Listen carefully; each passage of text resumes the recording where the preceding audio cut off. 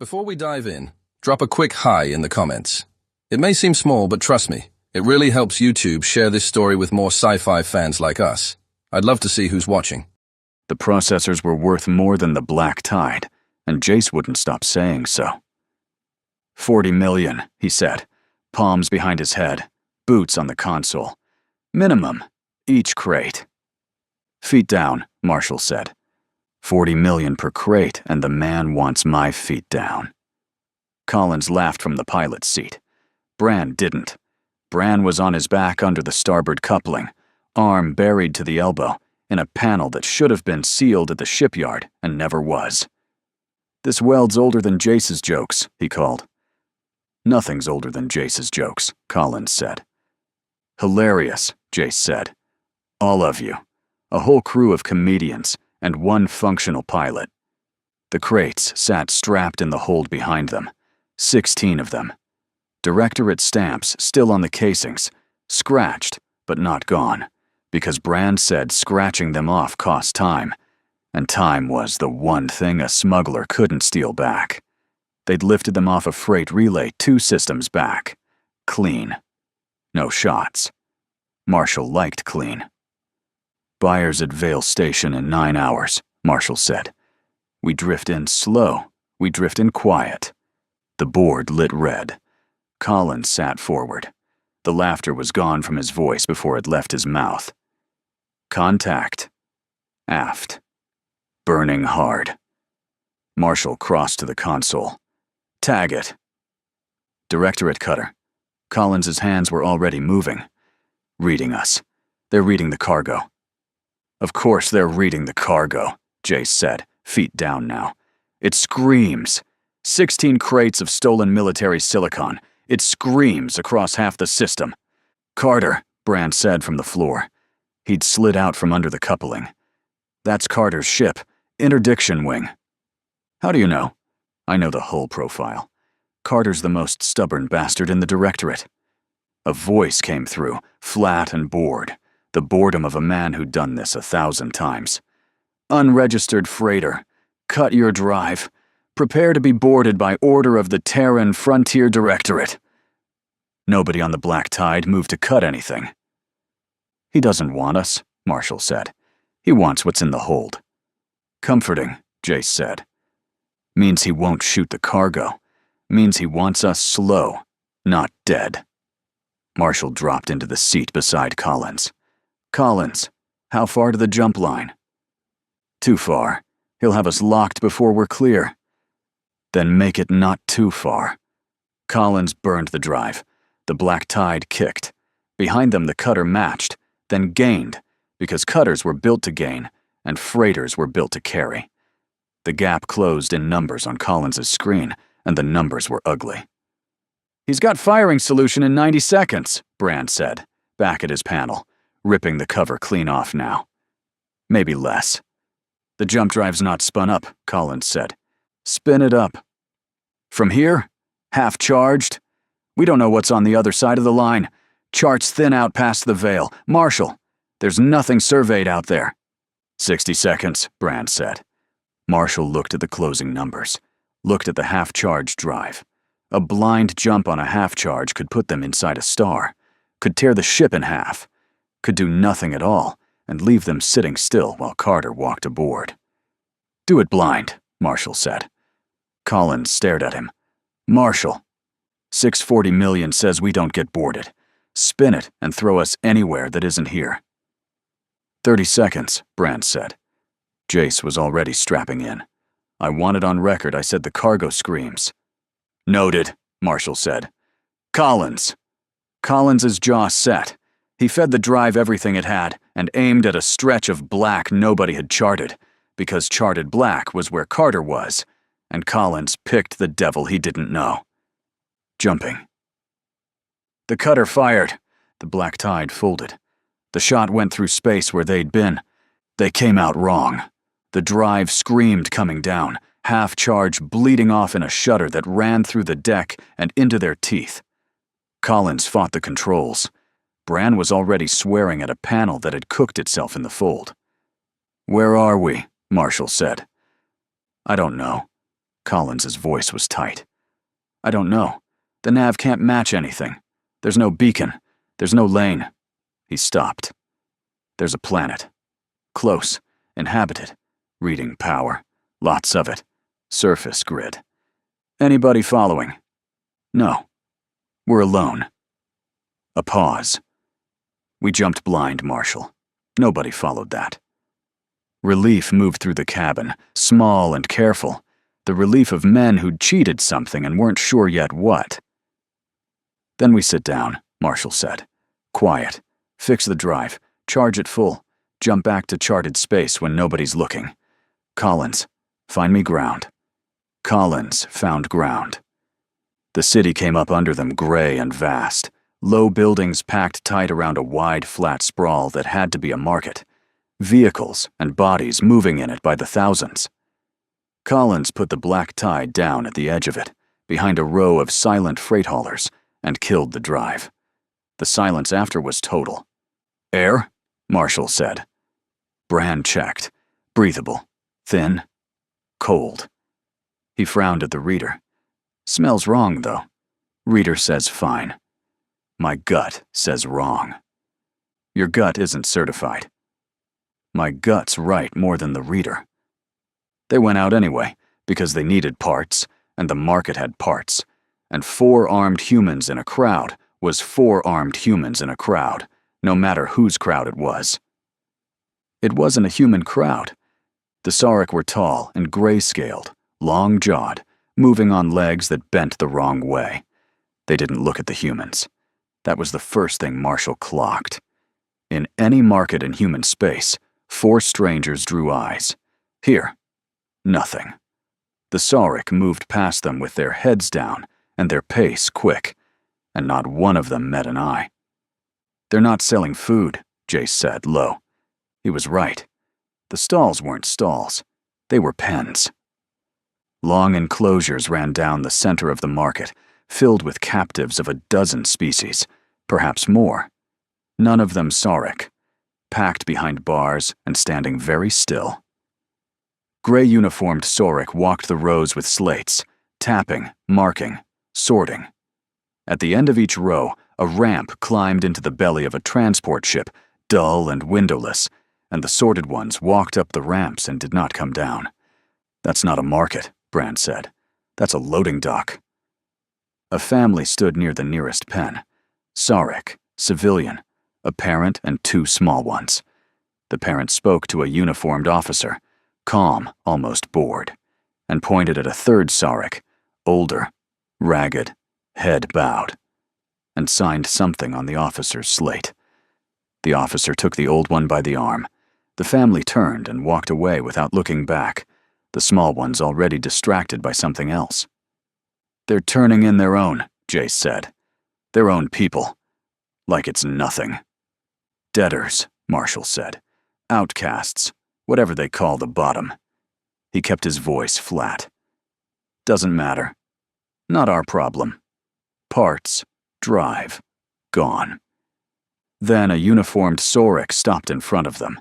It looked at the humans the way none of the others had. Up. Down. Up again. Its jaw worked. It had never seen a human before. That was plain on it, in the way it leaned and stared. And it lifted its slate, and said something into a translator that came out in clicks the human's ears couldn't parse. We're just passing, Marshall said, slow, hands open. Travelers. We don't want trouble. The Sarek clicked again. More of them were turning now. The crowd that hadn't looked at anything was looking at this.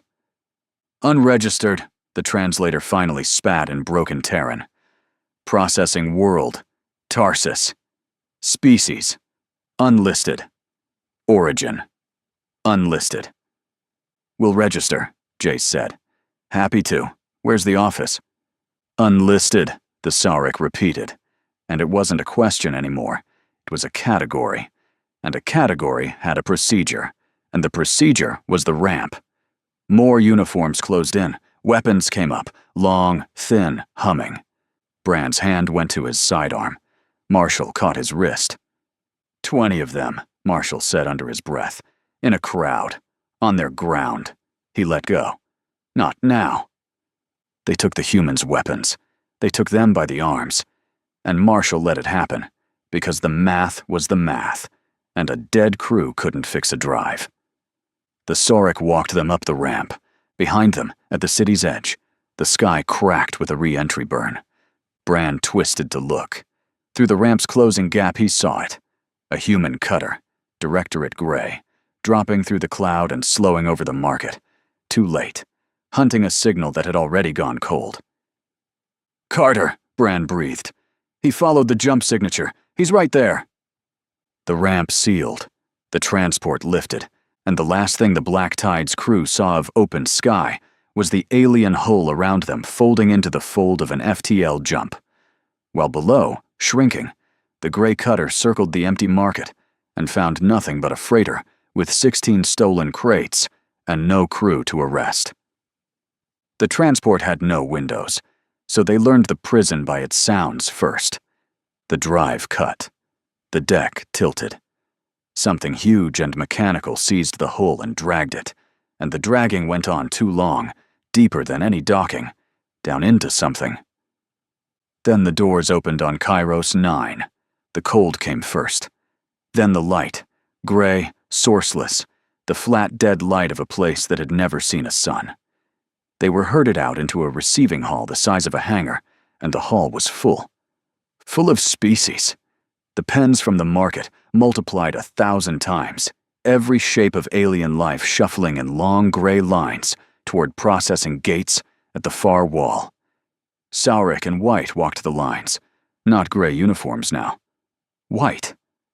Clinical white. "This isn't a prison," Bran said. "It's a prison," Marshall said. "No." Bran had stopped walking. A guard shoved him forward and he walked, but his eyes were moving. The mechanic's eyes, reading the room the way he read an engine. Prisons have cells. Where are the cells? There were no cells. There were doors. The lines fed into the processing gates, and past the gates the corridors branched, and the corridors were labeled, not in numbers, but in a Sorek script repeated over and over in colored bands, and Jace, who read fast and read anything, was already trying to crack it. "That one," he murmured, nodding at a band of corridor signage.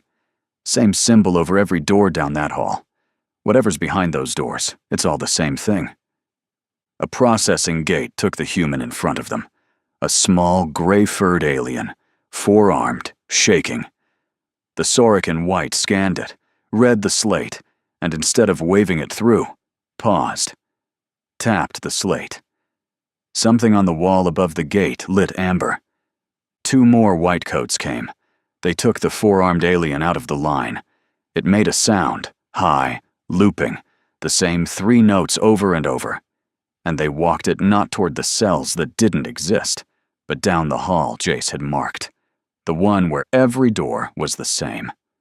The notes kept going after the alien was out of sight. Then a door opened and closed somewhere down that hall, and the notes stopped.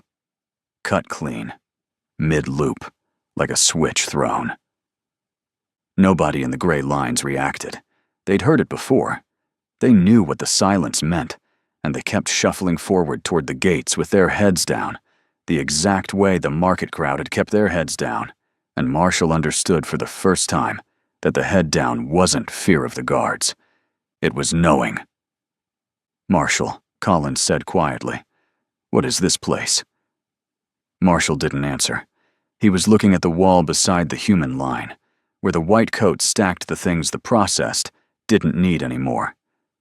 A bin, chest high, and in it, sorted and clean and catalogued with little Sorek tags, were limbs. Arms, legs, whole and partial, scaled and furred and smooth, a dozen species deep, each one tagged and numbered like parts in Bran's own hold. And on top, fresh, still wearing a sleeve of gray market cloth, a 4-armed gray-furred limb that had been attached to something making 3 looping notes about 90 seconds ago. The line moved them forward. The gate took them in. The gate read them one at a time and decided what they were. Marshall went first. A white coat pressed a scanner to his throat, watched a slate, and made a sound. Low, interested. 2 guards pulled him left. Bran came through, and the slate did something different.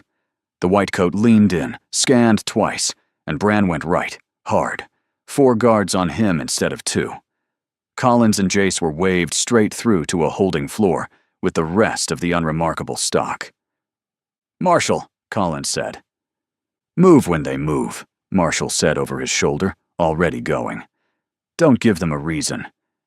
Then he was gone through a door, and the door was the same as every door. The holding floor was a sea of species. Collins and Jace stood in it and learned the rules by watching. Prisoners moved when a tone sounded. They stopped when it stopped. They held out their arms for scanning without being told. A 6-limbed thing ahead of them missed a tone, distracted or sick, and a guard didn't shout. The guard simply marked the slate. Within a minute, 2 white coats came and walked the 6-limbed thing down a hall, and it didn't fight, and the line closed over the space where it had been like water. "They don't punish," Jace said quietly. "They sort." A Sorek in white walked the floor with a younger one trailing behind, taking instruction. The elder gestured across the rows the way a foreman might direct warehouse stock. Hold the furred ones. Send the aquatics to another section. Move the large specimens to the rear. The younger one wrote everything down. Neither lowered a voice. Nothing here needed to be hidden, because nothing here was wrong. The beings in those rows weren't people to them. They were inventory. Above the floor, on a railed platform, a figure watched. Taller. Robed, not coated. 3 others stood a careful step behind it, and the careful step told Collins everything about who it was before he knew the name. The robed one watched the sorting with its hands folded and its long head tilted, and when it moved to leave, the 3 behind it moved exactly when it moved. "That one's not a doctor," Collins said. "No," Jace said. "He's the one who owns the doctors." Elsewhere in the complex, Marshall's processing had taken a different path. They put him in a gallery. That was the only word for it. A curved room with a sloped floor and a glass wall. And behind the glass, a surgical theater. And Marshall was one of a dozen prisoners made to stand and watch. He didn't understand why until the whitecoats brought in the female. She was Sorek, civilian marked, like the ones from the Tarsus market, and visibly pregnant. She was calm at first. Calm like someone who believed she was about to be helped. They laid her down. They strapped the long limbs. A richly robed Sorek watched from the side of the theater, not working, only observing, and made a note on a slate when the first incision went in. It went wrong, the way it was designed to go wrong. They weren't trying to save anything. They were measuring. Marshall watched them measure, and watched the calm leave her in stages, and watched the moment, exact, unmissable, when the small movements under her ribs that had been steady went still. The note-taking noble made another note, adjusted something. Then the whitecoats opened her farther and carefully removed what they had come for, measuring organs, taking samples, recording every finding with quiet precision. That had been the purpose all along. Marshall made himself keep his eyes open because closing them felt like letting them do it twice. When it was over, a junior whitecoat hosed the theater, and the next subject was already at the door. Marshall did not move. His hands were flat against his thighs, his breathing slow and even, his eyes dry.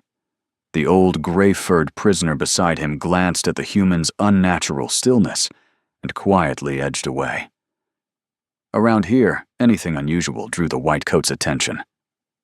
2 sectors away, Jace was learning what the colored bands meant.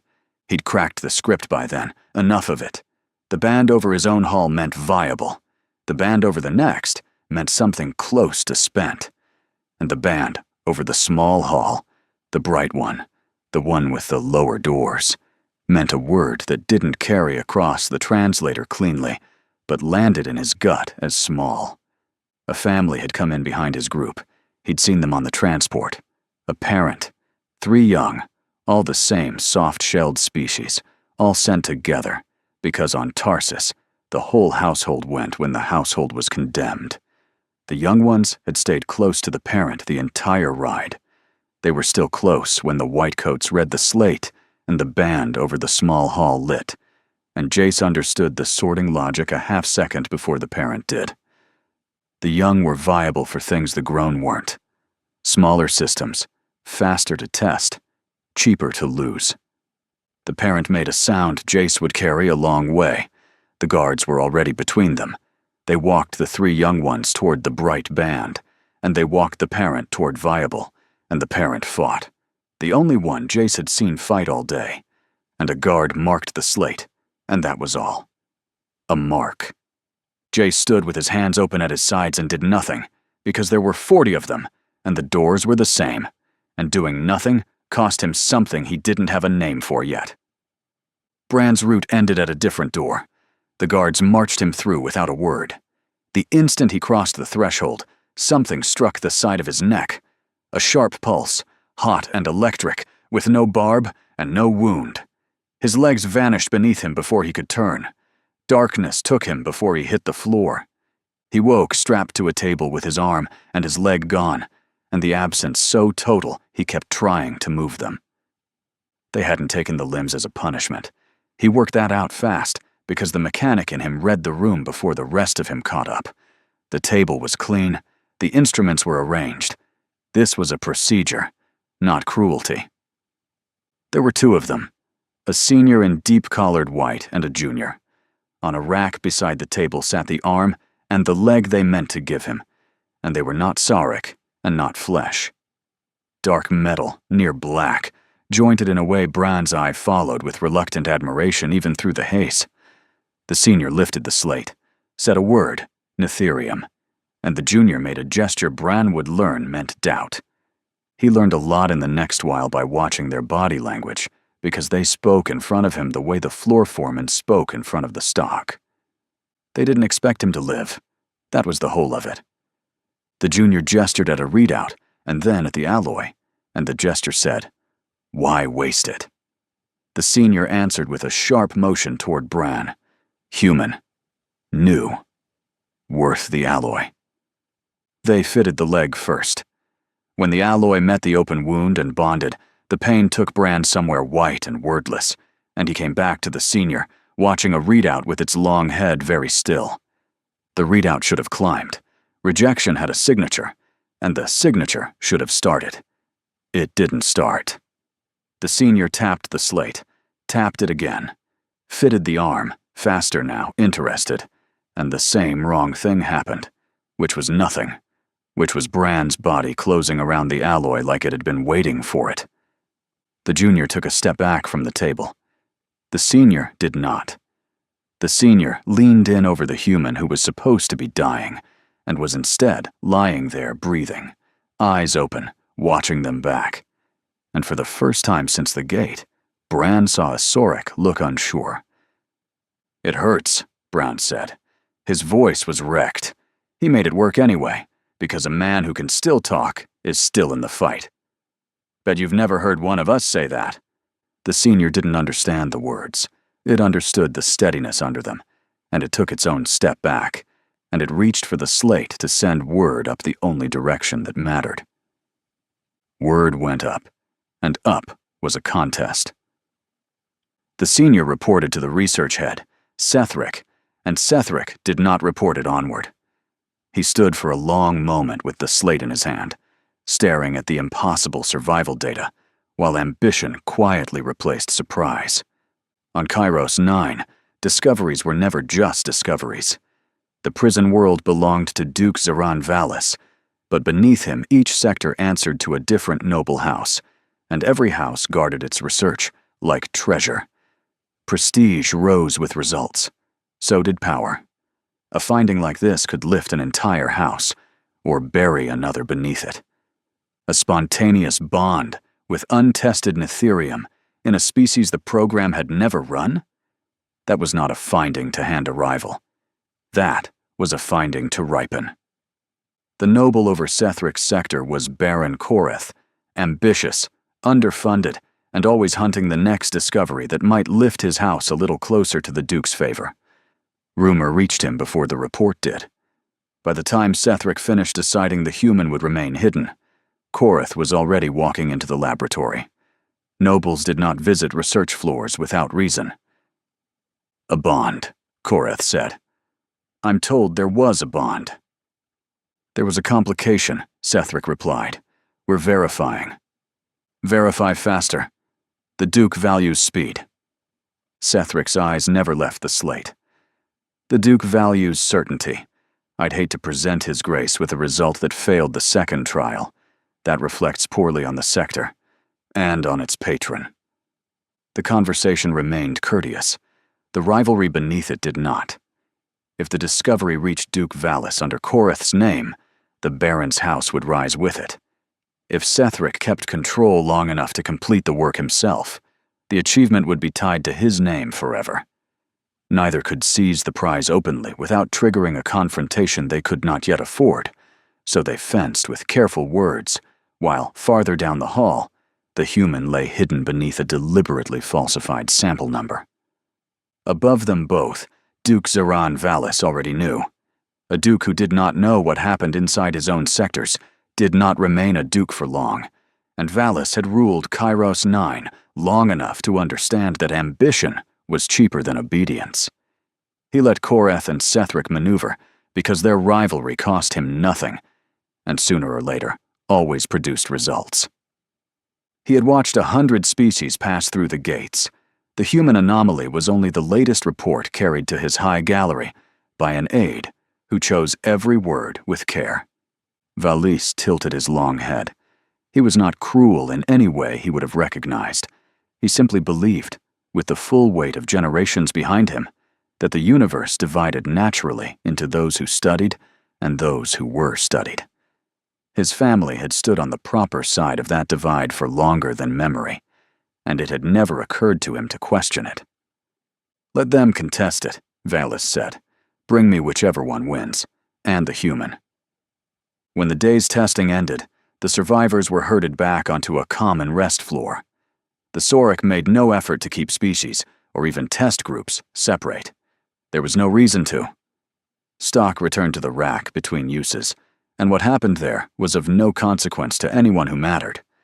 That was how the four found each other again. Bran came in last, walking. The Netherium leg carried him with an uneven rhythm, wrong and right at the same time, and when the others saw the black arm and matching leg, nobody spoke for a long moment. "It works," Bran said finally, sitting, careful. "That's the thing nobody will believe. It works, and it's not supposed to, and they don't know why." He flexed the dark hand. The fingers closed. "I don't know why. Yet." Collins hadn't spoken since the holding floor. He'd spent the day among the unremarkable stock, the spent ones, the long-term ones, and he'd watched the thing that broke him quietly. He said it now, low. There was a man today. Not human, but a man. You'd have called him a man. Been here years, you could tell. A guard dropped a slate near him, right at his feet. Collins looked at his own hands, and he picked it up, handed it back. Nobody made him. He just handed it back and stepped back into line. He looked up. They don't fight because they've done the math we did at the market. 20 of them. They're ground. Every day for years. Until the math is the only thing left in you, and there's no you underneath it. Nobody answered that. Marshall was looking at the middle distance with the stillness the old prisoner had edged away from. Jace's hands hadn't been right since the bright band. "I watched them open one up," Marshall said. "Carrying. They timed how long it took the inside one to stop." He said it flat, all the way flat, which was how they all understood how far from flat it was. It's not war to them. It's not even hate. It's inventory. "Kids," Jace said. That was all. "Kids," and they marked a slate. Marshall stood up. "We're not getting out," he said. "Let's put that down first, so nobody's carrying it. No ship, no charts, no rescue coming for 4 pirates nobody's looking for. He looked at each of them. But I'm done being inventory. And Bran's got something in his arm they can't explain, and Jace can read their doors, and Collins knows what every prisoner on this floor would do if the math ever changed. He let that sit. So we don't escape. We don't wait. We take this place apart from the inside until there's nothing left for them to study. Bran flexed the black hand again, closed it. "Burn it down," he said. "Burn it down," Marshall said. Collins nodded, slow. Jace last, jaw tight. 4 men. No weapons, no plan, no way out. And for the first time since the gate sealed behind them, the math had a new number in it. And that number was them. They assumed they had 3 days before the Sarek decided what to do with Bran, and they spent the time learning the building. Jace did it with his eyes. He'd been moved to a cleaning detail, low stock, low watch, and a mop bucket went anywhere. He walked the halls reading bans, red over the processing gates, amber over the spent wings, and down past a blast door that took 2 Sarek to open, a band he'd seen nowhere else, over a hall that breathed heat. He stood near it once, long enough to feel the floor warm through his boots, long enough to hear the deep industrial pulse underneath everything. He came back and drew the map in grease on the underside of a rack. "Here," he said. "Everything routes here. Power, the alloy lines, the heat. They make the metal here. The limbs, the plating, whatever they're building. It's the engine of the whole place." He tapped the grease. "And it's the one section with no prisoners in it. Just machines and a few techs." "Because it's the one place they can't afford us," Marshall said. "Right." Bran learned the building a different way. He learned it through his own arm. In the dark, on the rest floor, he tested the thing they'd bolted to him. The Nitherium didn't tire. He'd grip a steel rack upright and feel the metal give before the limb did. He pressed the dark hand flat to the floor and pushed, and his whole body lifted, like the arm didn't know what his weight was supposed to cost. The Sarek had built it to bond, and they'd been so amazed it bonded that nobody had measured what it could do once it had. "How hard can you close it?" Marshall asked him. Bran looked at the hand. "Don't know yet. Harder than they think." Collins worked the prisoners. He didn't recruit. Recruiting got you marked. He watched instead. 3 days wasn't enough to build trust, but it was enough to learn who still looked at the guards instead of the floor. The 6-limbed laborer watched every patrol change. The old aquatic in the tank suit never stopped counting routes through the room. 2 of the soft-shelled prisoners quietly traded places whenever inspections came, shielding the weaker of their group without drawing attention to it. Tiny things, easy to miss unless you were looking for them. Collins was. He spoke to them when no guard was close enough to care. Never about escape, never about fighting. Just enough to learn that none of them expected to leave Kairos 9 alive, and none of them intended to spend whatever time remained helping it run. Out of the whole spent floor, he found 4 with something still burning behind the eyes. 4. Out of hundreds. "That's all?" Jace asked. "That's all," Collins said. "I didn't change anyone. I just found the ones who were already waiting. The rest'll watch. They won't move until they see it can be done." He looked at Bran's arm. Maybe not even then. Marshall studied the grease map a long time. "We don't free anyone," he said. "We don't hold ground. We get to the engine and we break it so hard they can't run this place." He looked up. Bran opens the door. Jace gets us through it blind. Collins's 4 make the noise that pulls the guards the wrong way. He paused. "And then we use their own forge on them." The Sarek moved their timeline first. A white coat came for Bran a day early. Sethric wanted his sample secured before Korath forced the issue, and securing it meant a cage Bran would not be walking out of. 2 guards. The standard 2, because nobody on Kairos 9 brought more than 2 for stock. They unstrapped him from the rest rack, and that was the mistake. Bran let them get him standing. He let them turn him toward the door. Then he closed the Netherium hand around the lead guard's weapon arm and found out the answer to Marshall's question. The arm came off, not cut. Torn free. The black hand simply kept closing until the shoulder failed.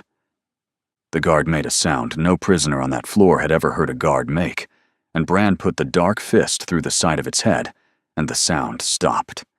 The second guard brought its weapon up. Bran was already inside the reach of it. He took it by the throat with the metal hand and squeezed, and the thin neck did what the steel rack had done, gave before the limb did. And then there were two gray shapes on the floor, and a human standing over them breathing hard with black hands. The rest floor had gone dead silent. Hundreds of prisoners. Every eye. A guard, dead. Two guards, dead, by a thing in a prison sleeve, and the world did not end. No gas, no reprisal in the first 3 seconds, or the next 3. The machine had no answer ready because the machine had never needed one. Collins moved into that silence. Now, he said, low, and his 4 moved with him, the 6-limbed laborer first, tearing a rack strut free, then the others. They didn't roar. They didn't free the floor. They fell in around the 4 humans and took the dead guard's weapons, and the rest of the prisoners watched them do it and didn't move, didn't join, only watched with the held breath stillness of people who'd stopped believing in any direction but down. They're not coming, Jace said. Didn't think they would, Marshall said. Move. The alarm reached Sethric as a single line on a slate, and the line was wrong in a way that took him a moment to credit. Stock fatalities were logged hourly. This was not a stock fatality. This was 2 guards dead and a sample unaccounted for, and the sample number, when he checked it, was the one he had filed wrong on purpose. His concealment turned in his hand like a blade gripped at the edge. He had hidden the human to ripen it. He had hidden it so well that now, when it mattered, the containment system did not know what it was hunting. Baron Koreth knew within minutes because he had paid a tech in Sethric's sector to tell him exactly this. Your verified anomaly, Koreth said, arriving where Sethric stood. Appears to be killing my guards. They're the Duke's guards. They're dying in my sector. Koreth's head tilted, and the tilt was pleasure barely held. A research head conceals an unstable subject, mislabels it, and it breaks containment. That's not a finding, Sethric. That's a failure with your name filed under it. Sethric said nothing, because there was nothing to say that Baron Koreth would not carry upward and sharpen. Upward, Duke Zeran Valis was already informed. He stood in his high gallery and received the report with his hands folded, and what moved across his long face was not fear. Kairos 9 had held 10,000 desperate things across 40 years and broken every one of them. He had seen subjects fight at the table. He had never seen one organize because the gate sorted the organizers out and the place ground the rest to passivity, and that grinding was the whole genius of it. Improvised weapons? He asked. Its own hands, Your Grace. The Nitherium. Duke Valis was quiet a moment. The thing he'd permitted Koreth and Sethric to squabble over was loose and using the gift they'd given it as a tool against them. And somewhere under his certainty, a very old assumption shifted by a single degree. Seal the sector wings, he said. Pull guards from the engine if you have to. I want it cornered, not killed. It's still the most valuable thing on this world. He paused. And it's only one. It was the order to pull guards from the engine that opened the door. Duke Valis had created the gap himself. Jace saw it before he understood it. The heat hall ahead, the blast door that normally stood under 2 Sarek, now watched by only 1. The order to seal the sector wings had pulled the second guard away. The math had changed, exactly the way Collins said it would if it ever did. Only this time, it changed for them. Now's the gap, Jace said. It won't last. Bran took the door. The Nitherium hands found the door's manual release and forced it, the metal arms doing the work of 4 Sarek. and the blast door ground open onto the engine of Kairos 9. The heat hit like a wall. It was a foundry. Vast, low, roaring lines of molten alloy running in channels from a central crucible to the molds where the limbs and the plating were cast. Netherium, bright and white-orange, and moving like water that wanted to be a weapon. 3 techs inside, and the soft-shelled prisoners and the 6-limbed laborer fell on them before they could reach an alarm. Bron stood in the heat and looked at the crucible and the channels and the heavy manual sluices that steered the pour, and the mechanic in him read the whole system in one breath. He didn't need it explained. It was a forge. He'd worked forges his whole life. The only difference was what came out of this one. They've been pouring this stuff into us. Now we pour it into them. Beneath the foundry floor, directly under one of the runoff grates, sat the sector's guard station. The molten alloy flowed through channels overhead before feeding the casting molds. Jace read the grating layout off the wall in 3 seconds. Marshall saw what Bran saw. "Do it," Marshall said. Bran put both Netherium hands on the manual sluice, the one a crew of techs was meant to turn slowly, with care, with respect for what it moved, and he turned it all the way. Fast, the way no one was ever supposed to. The sluice opened. Molten Netherium left its course and found the grating and went through it, a falling rope of liquid metal pouring down into the station below, and the sound that came up was the sound of the place's own weapon used against the things that built it. The first pour. Starship alloy into a Sarek position, exactly as no prisoner in 40 years had ever managed, because no prisoner in 40 years had been a mechanic with hands that didn't burn. The foundry alarms finally caught up and began to scream. "That's it," Marshall said. "That's the wound. Out, before they wall us in." They went, the handful of them, back into the sealed halls of a prison that for the first time in its existence was on fire from the inside. While Kairos 9 burned from within, hidden beneath the shadow of its outer moon, a Directorate cutter sat, cold and silent, cloaked against the prison world's sensors. Captain Nick Carter had followed a jump signature past the veil into a system that wasn't on any Directorate chart, and he had found a freighter abandoned on a gray market world with 16 crates of stolen processors still strapped in the hold and no crew anywhere.